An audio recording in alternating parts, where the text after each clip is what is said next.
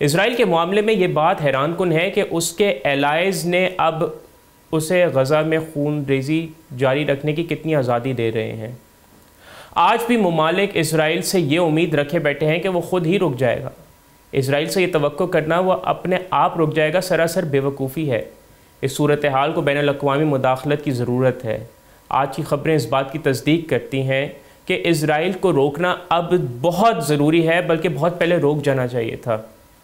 پیر کو اسرائیل کے for right groups نے جیروسلم ڈے مارچ کے دوران بیت المقدس کی حالت اور بھی خراب کر دی۔ یہ سالانہ مارچ اسرائیل کی 1967 کی جنگ کے بعد مشرقی یروشلم پر قبضے کو سیلیبریٹ کرنے کے لیے منعقد ہوتا ہے۔ اس سال کے مارچ میں جو کچھ ہوا وہ انتہائی تشویشناک ہے اور تمام فلسطینیوں اور مسلمانوں کی سخت ترین دل آزاری ہے۔ کچھ اسرائیلیز نے ڈیتھ ٹو عربز اور یورملچ برن، یعنی انہوں نے جو ہے وہ جیسے نعرے لگائے کہ یروشلم کی اولڈ سٹی کی گلیوں میں سے گزر رہے تھے اور مسلمانوں کی بیسیکلی وہ دل آزاری کر رہے تھے۔ ناظرین، یہ لوگ مسلم کوارٹر سے گزرے اور فلسطینی دکانداروں، راہگیروں اور اسکول کے بچوں پر حملہ کیا۔ اس سے بھی زیادہ خطرناک بات یہ ہے کہ اسرائیل کے نیشنل سیکیورٹی منسٹر ایتمار بن گویر سمیت 2000 سے زائد اسرائیلیوں نے الاقصی ماسک کمپاؤنڈ میں سٹارم کیا۔ بن گویر نے اس جگہ سے جو کہ اسلام کی تیسری مقدس ترین جگہ ہے، ایک ویڈیو ریلیز کی جس میں اس نے کہا کہ وہ جنگ میں فتح، تمام ہاسٹیجز کی واپسی اور نئے شین بیٹ کے سربراہ کی کامیابی کے لیے دعا کر رہا ہے۔ ناظرین، ان اسرائیلی گروپس نے UNRWA کے کمپاؤنڈ پر بھی حملہ کیا، جو کہ بیسیکلی اقوام متحدہ کا فلسطینی ریفیوجیز کے لیے ایجنسی ہے۔ اسرائیلی پارلیمنٹ ممبر یولیا مالکنوسکی سمیت تقریباً درجن بھر مظاہرین نے کمپاؤنڈ کا مین گیٹ چڑھ کر اندر داخل ہوئے۔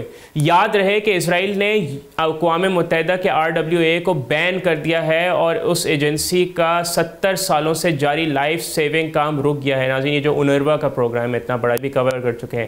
اب سیز فائر کی بات کرتے ہیں، جہاں صورتحال پھر سے بہت زیادہ مبہم ہے۔ الجزیرہ کے ذرائع کے مطابق حماس نے امریکہ کی جانب سے پیش کردہ سیز فائر کا جو بیسیکلی پروپوزل ہے اس کو ایکسیپٹ کر لیا ہے۔ یہ ڈیل 7 دن کے سیز فائر اور 2 مراحل میں 10 زندہ ہاسٹیجز کے ریلیز کا احاطہ کرتا ہے۔ لیکن یہاں دلچسپ بات یہ ہے کہ امریکی آفیشلز نے اس کلیم کو مسترد کر دیا ہے۔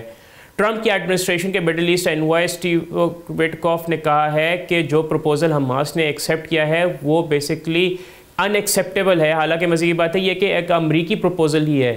اسرائیل کے آفیشلز نے بھی کہا ہے کہ کوئی بھی اسرائیلی حکومت اس پروپوزل کو ایکسیپٹ نہیں کر سکتی۔ نیتن یاہو نے اپنے سوشل میڈیا میسیج میں واضح کر دیا ہے کہ وہ تب تک جنگ جاری رکھے گا جب تک ٹوٹل وکٹری حاصل نہیں ہو جاتی۔ ناظرین، صرف پیر کے روز جو اسرائیل کی جانب سے حملے ہیں اس میں میڈیکل سروسز کے مطابق کم از کم 81 لوگ شہید ہوئے، جس میں کئی بچے بھی شامل ہیں۔ 18 مارچ سے جب سے اسرائیل نے وار یعنی جنگ دوبارہ سے شروع کی ہے، 3822 فلسطینی شہید ہو چکے ہیں۔ ناظرین، فلسطینیوں کی تمام نظریں دوحہ کی جانب ہیں کیونکہ وہ کسی بھی سیز فائر ڈیل کے منتظر ہیں جو کہ جسے بمباری اور جو یہ بلاکڈ ہے وہ خاتمہ ہو سکے۔ پوری کی پوری ناظرین جو آبادی ہے غزہ کی وہ قحط سالی کے کنارے پر ہے۔ جب تک بین الاقوامی برادری ناظرین پراپر ایکشن نہیں رہے گی، یہ خون ریزی جاری رہے گی۔ اس خون ریزی کو رکنا ہوگا۔ غزہ کے شہریوں کی جان بہت امپورٹنٹ ہے۔ ناظرین، غزہ کے بے گناہ لوگوں کی حرمت کی دنیا کو قدر کرنی ہوگی۔ یہ بے گناہ لوگ ہیں، ان کا کوئی قصور نہیں ہے۔ یہ دنیا پر لازم ہے کہ وہ غزہ کی تحریک آزادی کی حمایت کرے، لیکن انفارچونیٹلی ایسا نہیں ہوتا جا رہا۔ لیکن یہ ہم سب کی اخلاقی اور شرعی ذمہ داری ہے کہ ہم غزہ کی تحریک آزادی کی ہر لحاظ سے حمایت کریں۔ سبسکرائب کریں اور بیل دبائیں تاکہ کوئی خبر رہ نہ جائے۔